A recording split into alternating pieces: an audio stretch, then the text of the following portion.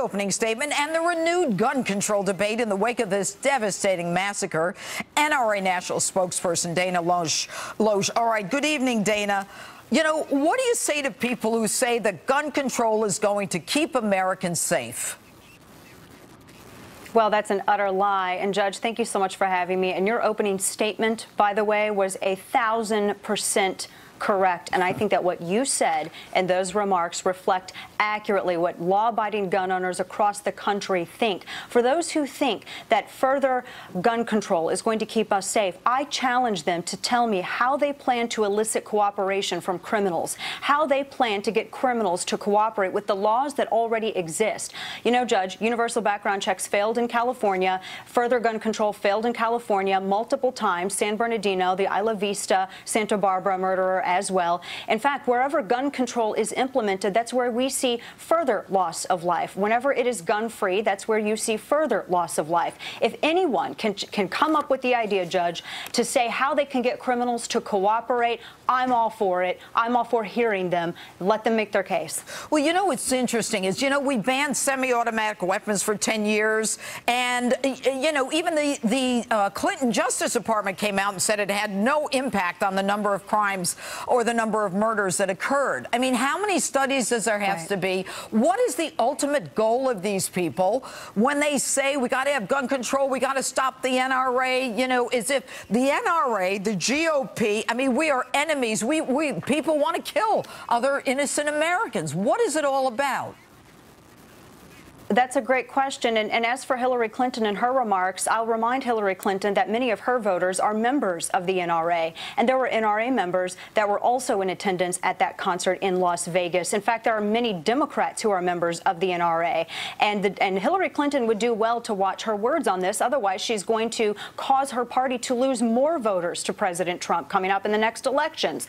But as far as what their ultimate goal is, you know, I have that question as well, because you noted so eloquently, Judge, when you were discussing Chicago, they don't seem to be concerned there. In fact, during the previous administration, Judge, they weren't concerned when felony prosecutions, prosecutions for felony gun crimes just dropped drastically. In fact, Chicago is at the bottom of the list. When you look at the cities with the highest crimes, they're at the bottom of the list for prosecutions of felony gun crimes. So where is their concern? It's inconsistent. Fast and Furious, you noted that as well. They didn't seem to mind that so much.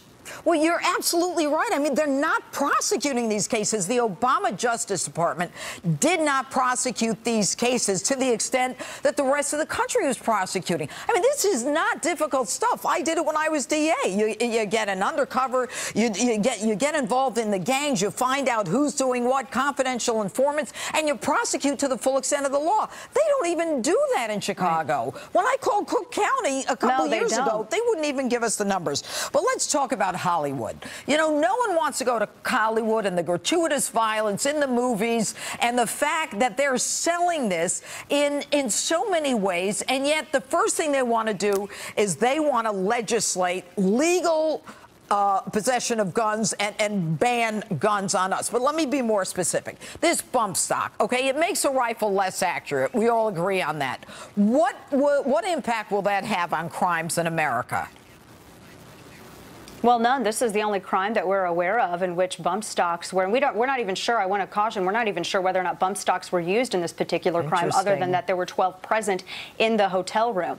But as far as bump stocks, look, I know that this is something that that Wayne LaPierre and Chris Cox have urged the ATF to be more consistent. You know, the ATF wasn't consistent where it concerned Fast and Furious. That was exploited by gun control advocates to actually call for more gun control, more gun regulation. Congress needs to listen to what American voters want. And when American voters went to the polls in November, Judge, you remember, they voted in favor. They wanted national reciprocity. They wanted the Hearing Protection Act. Congress, members of Congress need to actually listen to voters on that. The ATF needs to do their jobs. And I'll caution Americans, who has ever followed Dianne Feinstein and Chuck Schumer and Nancy Pelosi and Chris Murphy and ever come out on the winning side of anything? Those individuals should not be in charge of determining determining rights. Well, not only that, but if you do follow them, Dana, I guarantee you there's someone with them who has a gun.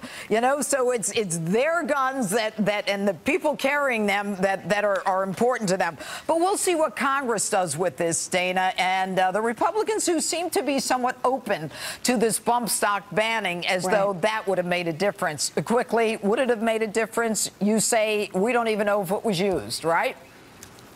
We don't even know what was used, and I wish that lawmakers, when they talk about studying homicides used with illegally possessed firearms, they would look at the number of lives saved, because it greatly outweighs lives lost. All right, Dana Loesch, great to have you on tonight.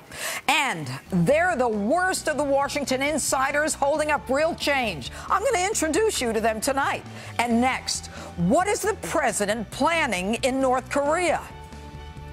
Well, you'll figure that out pretty soon.